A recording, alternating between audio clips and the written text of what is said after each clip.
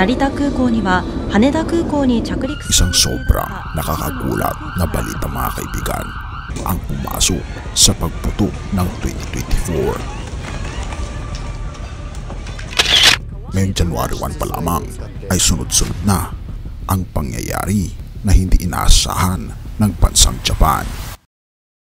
News from Japan, where a passenger plane was caught fire after it collided with a Japanese Coast Guard aircraft on the runway in Tokyo. And the deaths of 5 people who were on a mission to deliver aid after the recent earthquake.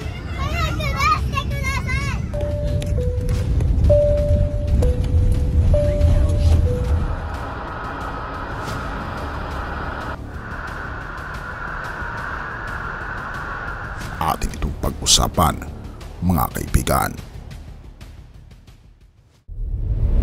Thousands of people have spent the night in emergency shelters in Japan.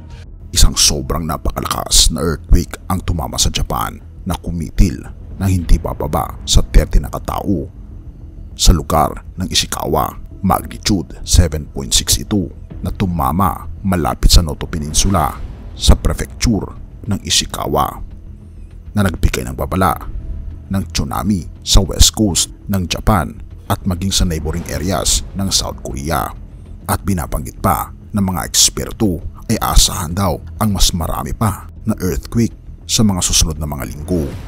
Ang Japan ay prone sa maraming earthquake na kung ating mapapansin, naka-experience sila ng isang napakalakas na earthquake noong 2011 na kumitil ng 20,000 na tao dahil na rin sa tsunami at nakapagtala ng $220 billion na damage sa lugar ng Japan noong panahon ng 2011. Ngunit kung ating mapapansin ngayon, ang earthquake ay sobrang lakas din na ito ay hindi man lang nabigyan ng mahabang liwi ngayong 2024 dahil kapapasok pa lamang ng 2024 ay nangyari na ito sa bansang Japan. Kinukonsidera na 7.0 to 7.9 ay magkakaroon ng major at serious damage kapag ito ay tumama sa isang lugar at 7.6 earthquake nga ang tumama sa Japan. Ngunit ang pinakamalakas na lindol ay nangyari sa Chile noong 1960 na umabot ng 9.6. At hindi pa nga nakaka-recover ang Japan sa pangyayaring ito ay may sumunod na nangyari na naman sa lugar ng Japan dahil isang eroplano ng Japan Airlines ang biglang nagliyab sa Tokyo sa airport nito na may 379 na katao sa loob. Ang eroplanong ito ng Japan Airlines ay nasunog pagkatapos mag-land sa Haneda Airport nitong Martes. Ang flight JL516 na galing sa Chitose, Hokkaido ay maaring nakabangga ng eroplano ng Japan Coast Guard habang naglaland ayon sa mga opisyal na iniulat ng Japanese broadcaster na NHK. At ito ay isang preliminary assessment na binabanggit din sa ulat ng ABC News. Ang eroplano ay nagland ng mga 5:47 ng hapon oras sa lokal. Ayon sa NHK, mayroong 367 na pasahero at 12 crew members sa eroplano nang magland ito. Lahat ng 379 ay ligtas na nakalabas mula sa eroplano pagkatapos magland ayon sa airline.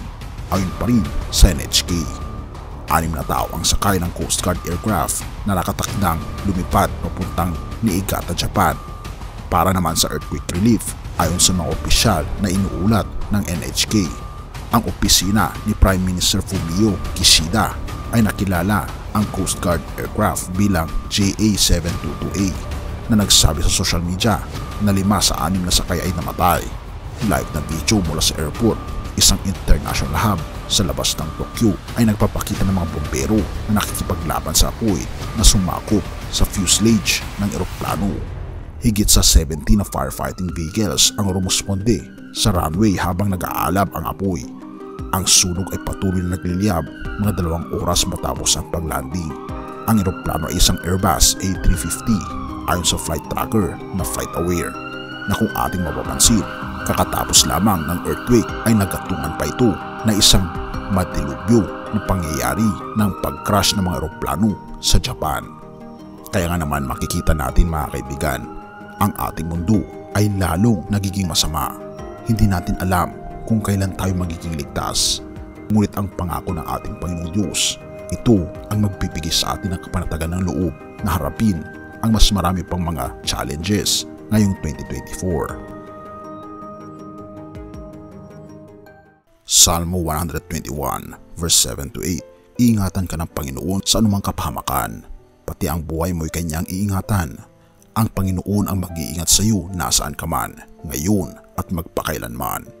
Mga kaibigan, panghawakan natin ang mga pangako ng ating Panginoong Diyos dahil siya lamang ang magbibigay sa atin ng kaligtasan sa anumang klase ng kapahamakan. Purihin ang ating Panginoong Diyos at salamat kaibigan sa iyong panonood. Tayo manalangin. Ama naming banal makapangyarihan naming Diyos, kami po'y lubos na nagpapasalamat sa iyo na bagaman hindi po namin alam kung anong mangyayari ngayong taong 2024. Ngunit ang katiyakan po namin ay kami po'y ililigtas po ninyo. Yun lang ay kailangan po namin manampalataya sa inyo. Tulungan kami Panginoon na magkaroon ng mas malalim na pananampalataya sa inyo. At salamat sa inyong mga pangako at patawarin po kami sa lahat ng aming pagkukulang at pagkakasala sapagkat ito ay magsamot hiling sa matamis na pangalan ng aming Panginoon Jesus.